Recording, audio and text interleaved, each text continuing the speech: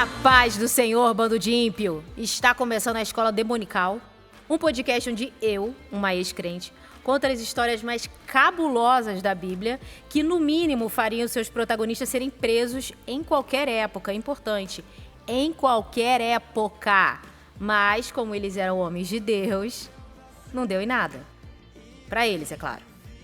A história de hoje se encontra em 2 Samuel 11 e 12. Se você é realmente um crente, um ex-crente na verdade, né? Lavado e remido no sangue de Cristo, você sabe muito bem que história é essa. É lógico que eu não vou ler o texto inteiro, porque, enfim, muito chato.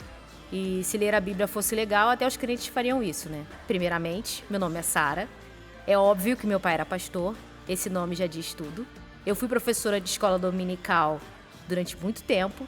E a minha vida foi ligada à escola dominical dos 12 aos 22 anos. Então eu tenho lugar de fala para afirmar para vocês que crente não lê a Bíblia. E quando lê, não entende nada. Por isso, eu estou aqui com uma aluna, para eu não ficar falando sozinha, né? Porque ninguém merece. E afinal de contas, existe uma coisa que crente gosta, é de palco. Então eu estou aqui com a minha aluna, Daniela, que também tem nome de crente. Mas eu nunca fui crente, eu fui uma menina ligada à parte católica da parada, entendeu? Eu não era crente, eu era católica. Eu fiz a minha, como é que fala? Primeira comunhão, eu fiz crisma na parte católica. Porém, eu sou uma pessoa que provavelmente nunca leu a Bíblia, porque eu sou péssima nisso, péssima de memória e não me lembro de nada das histórias, não. Aí você percebe que ela também não era uma boa católica, né? Porque ela não sabia nem falar crisma. O que ela fez? Ela falou, fiz o que mesmo? Ah, é crisma. Crisma, isso. Mas assim, amo muito os meus pais, mas é porque não foi uma opção. Eu estudei em escola católica, né? E, enfim, aí minha mãe achou que era uma boa ideia me colocar pra fazer crisma e eucaristia e tudo mais, né? Que a gente tem direito. Eu fiz porque é isso, né? Crente sempre força mesmo. Estudei escola de crente, uma boa parte da minha vida, até finalmente consegui me livrar disso. Mas isso não importa. O que importa hoje é que vamos falar sobre a história do derrubador de gigantes, o pequeno grande herói, o comedor de casadas, o homem segundo o coração de Deus, o grande rei Davi. Você conhece a história de Davi, Dani? Não. Não, peraí. Não sabe nada? Não, é que eu tô meio com vergonha de falar, porque aí se eu errar, as pessoas vão rir de mim, eu não quero. Mas é que você é católica, tá tudo bem, católicos não falam muito sobre isso mesmo. Vai, fala aí, sabe alguma coisa sobre Davi? Rei Davi, não sei, do inglês ele é David, certo? Tá, mas você não sabe nada que ele fez? Ele não é aquele cara que queria cortar, sei lá quem, no meio? Pra separar pra duas mães? Esse é o filho dele, Salomão. Nada de spoiler aqui. Desculpa. Não precisa entregar o spoiler. Então eu acho que eu não sei, não. Como assim? Gente, o que tá acontecendo nas igrejas católicas, hein? Peraí, mas Davi, Golias... Tá, esse Davi. Tá, esse Davi. Eu conheço. Essa é a única história de Davi que você conhece? Provavelmente. Davi na Cova dos Leões, não tem isso também? Não, esse é Daniel. A pessoa tá sabendo bem. Você tá precisando de aula mesmo, hein, minha querida? O nome dela é Daniela e ela não sabe. Ela não sabe a história do cara que deu origem ao nome dela. É impressionante. Parece bem legal mesmo, bem útil. O que você aprendia na crisma? Cara, com certeza eu aprendi essas coisas, eu só não prestava atenção. Eu tava geralmente desenhando ou fazendo alguma outra coisa. E no catecismo? A mesma coisa. Gente, todas as crianças que eu conhecia que faziam catecismo, elas levavam o bagulho bem a sério. Mas eu não sei se a Igreja Católica ensina isso. Bom, vamos à história de Davi, essa história sensacional. Mas a gente vai se concentrar agora na parte mais podre da história dele. E essa parte mais podre, inclusive, rendeu um dos salmos preferidos dos crentes vacilão. Todo crente vacilão precisa ler esse salmo. Muitas músicas foram feitas. Quem aí foi um pobre coitado que cresceu em igreja, sabe que músicas são. Não vou falar porque eu também não vou dar visibilidade para essa galera. Mas vamos lá. História de Davi.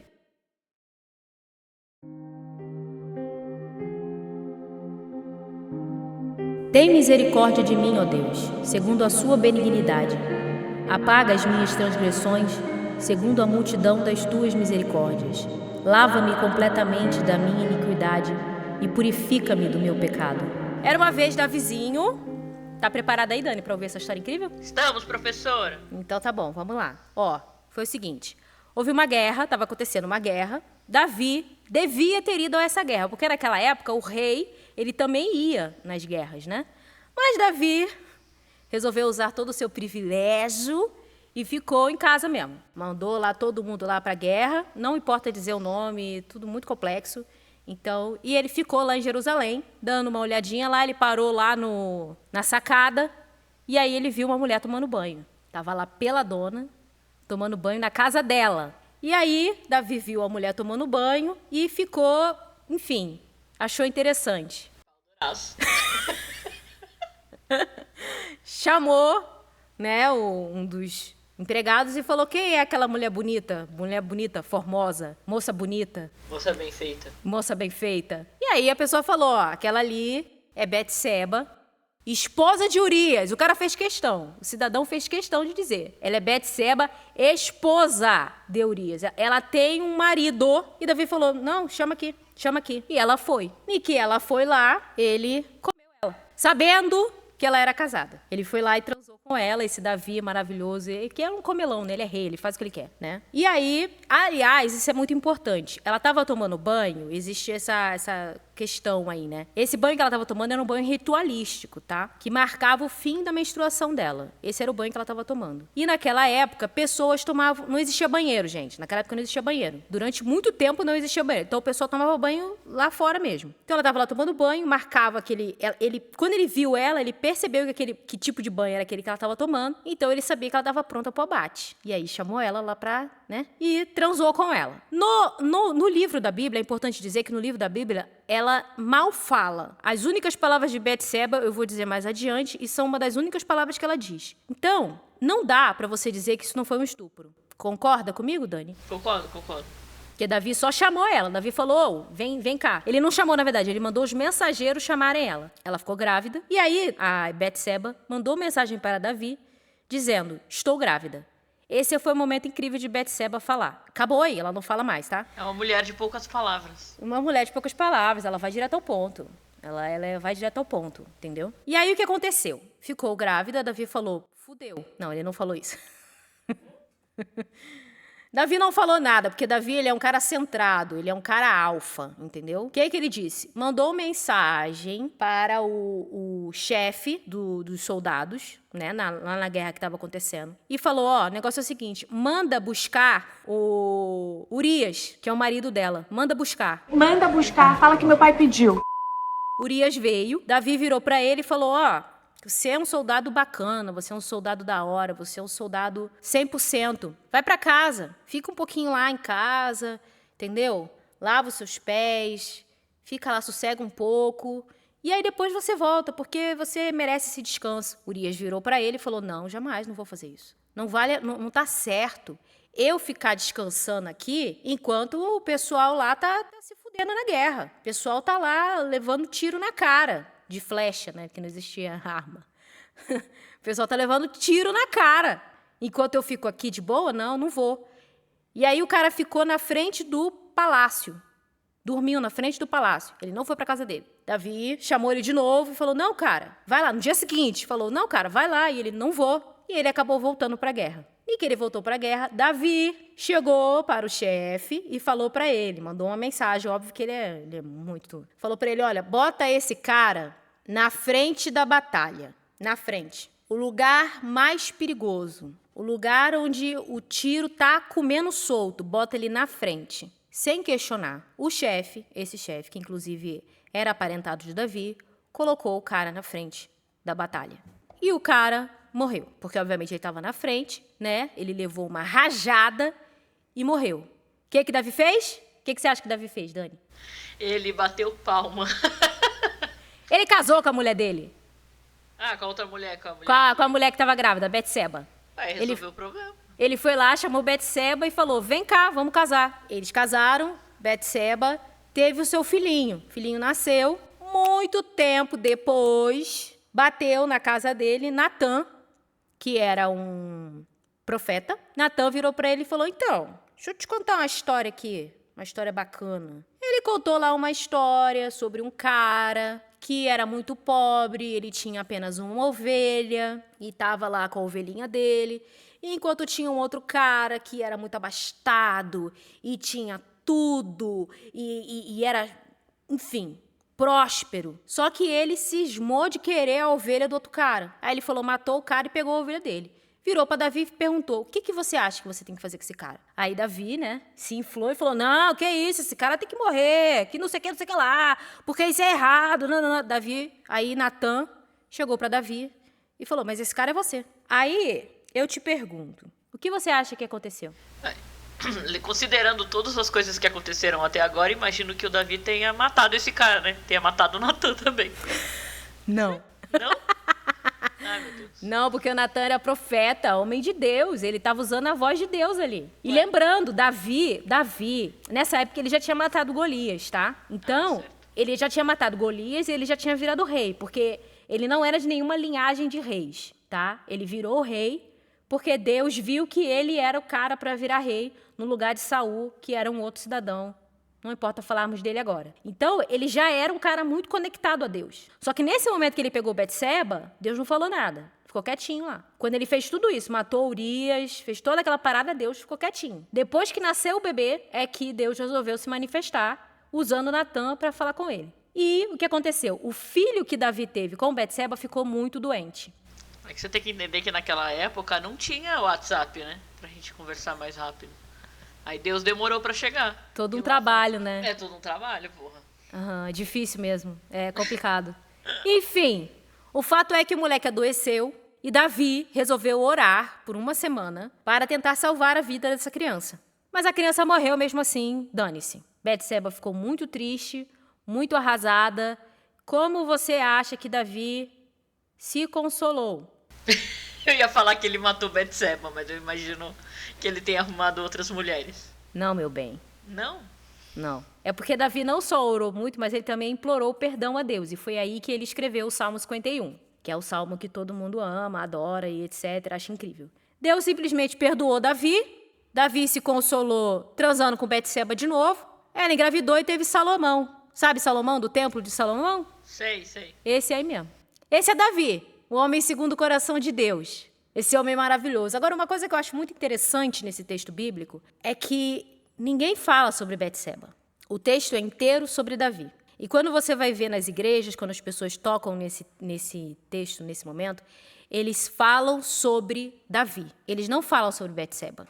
Eles não falam sobre o crime de estupro, que, inclusive, em Levítico, estupro é um crime muito sério. Existem, inclusive, algumas vertentes que culpam a Betseba pelo adultério, quando elas dizem que, na verdade, ela não devia estar tomando banho na parte de cima da casa dela, lá no telhado, que ela estava tomando banho no telhado. Sendo que, novamente, a gente precisa lembrar que isso era um costume. Era um costume, inclusive, que estava em Levítico, porque quando a mulher ficava menstruada, ela estava imunda. Isso é considerado como imundície. Por isso que ela precisava tomar esse banho purificador quando passava o período de imundície dela. Então, ela estava ali tomando banho. E o errado nisso tudo, com certeza, era Davi.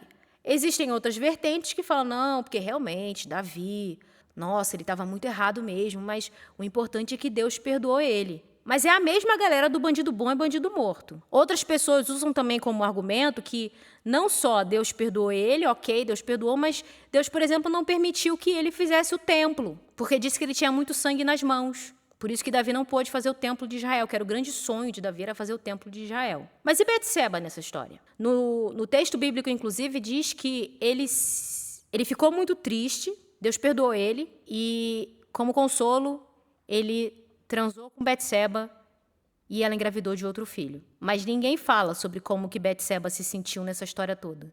Porque, tipo, ela perdeu o marido dela. O Davi foi lá e literalmente matou o marido dela. E, tipo, nunca aconteceu nada. Se ele fosse um cara normal, se ele fosse só mais um súdito, ele provavelmente teria sido preso.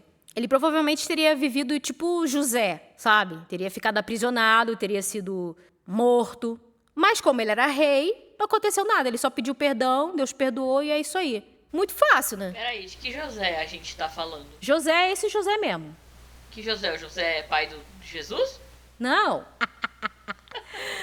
Ai, meu Deus do céu. José do casaco colorido. Ah, do casaco colorido é ótimo. Isso. Tá. Isso. Porque na história de José, ele se pegou lá supostamente, com a esposa do Potifar. De Potifar, supostamente, né? E isso foi suficiente para ele ser preso. E quando ele chegou lá, ele conheceu 2 caras que estavam aprisionados e um deles foi até executado. Agora, o que Davi fez foi com certeza muito mais sério do que todos esses caras fizeram. Por que ele não passou pelo mesmo processo? Porque Natã disse que Deus perdoou. E uma outra coisa muito importante. Davi teve 5 filhos com Betseba, depois de tudo isso, né? Ela, por muito tempo, foi considerada a esposa preferida dele, porque Davi já tinha muitas esposas antes de Betseba. Era muito comum isso naquela época, o homem ter muitas mulheres. Sendo que ele já tinha filhos antes, tanto que na hora da sucessão dela na hora da sucessão de Davi, foi um barraco para saber quem é que ia substituir ele, porque tinham muitos filhos ali no babado. Mas quando Betseba envelheceu, e ele envelheceu, ele trocou ela por uma mulher mais jovem. Porque é assim que funciona, né, gente? Imagina. É assim até hoje, imagina naquela época.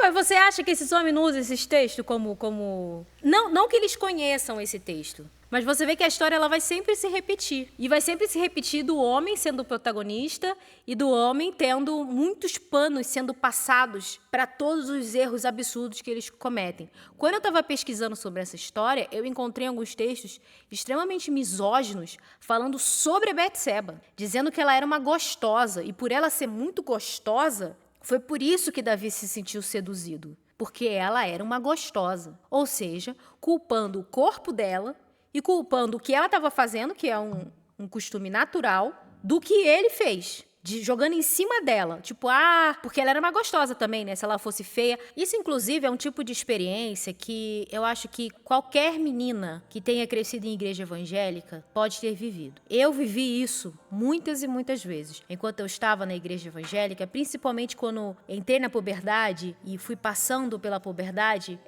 eu vivia muito essa visão que as pessoas tinham, principalmente as mulheres, porque os homens não falavam muito, mas principalmente as mulheres, de ver algo de errado no meu corpo por ele ser algo provocante aos homens. Porque como eu tenho um corpo meio que tipicamente brasileiro, digamos assim, eu, enquanto uma criança, uma adolescente, tinha 12, 13, 14 anos, existiam determinadas roupas que eu precisava usar para não chamar muita atenção. Alguns anos antes de eu definitivamente sair da igreja, eu estava no Ministério de Louvor da igreja e eu vi uma menina enfrentando isso. Ela era do Ministério de Louvor assim como eu. Todo mundo teria que usar a mesma roupa, porque era um uniforme, né? E a líder, que tinha a nossa idade, e a mãe da líder estava reclamando da roupa que ela estava usando, que era a roupa que elas compraram para a menina usar. Mas dizendo que no corpo dela a roupa estava chamando muita atenção. E a menina virou para essas mulheres e falou: mas o que você quer que eu faça com o meu corpo? Que eu arranque fora minhas pernas? E as mulheres falavam: não, mas é porque tá chamando muita atenção dos homens. E era uma roupa normal, um vestido que vai até o joelho. Mas como ela tinha um corpo voluptuoso e belíssimo, isso era um problema. Para mim também foi um problema. Quando eu entrei pro Ministério de Louvor, foi um problema a roupa que eu usava. E para muitas meninas era um problema. Ser gostosa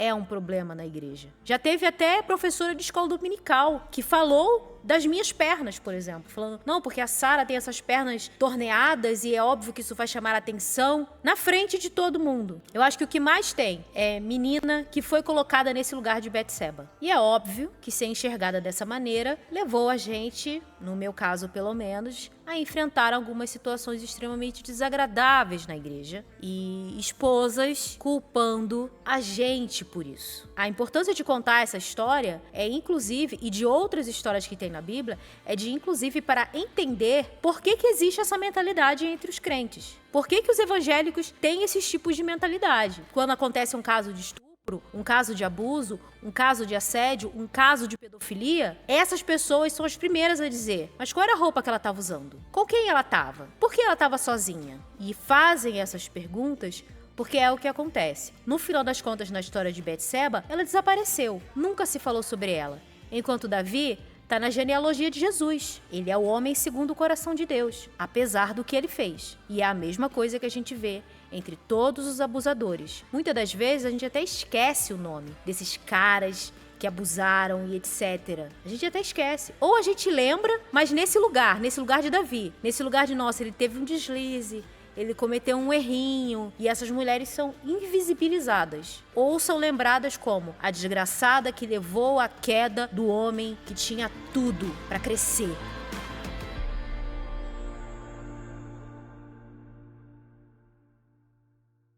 E um coração quebrantado e contrito não desprezarás, ó Deus. Faze bem a Sião, segundo a tua boa vontade, edifica os muros de Jerusalém. Então te agradarás dos sacrifícios de justiça, dos holocaustos e das ofertas queimadas. Então se oferecerão novilhos sobre o seu altar. Vou dizer que não entendo nada dessas paradas. Começa uma coisa, aí eles começam falando, aí eu vou tentando entender. Aí no meio eu já não tô entendendo mais nada. No final parece que eu tô no começo. Como assim você não entendeu?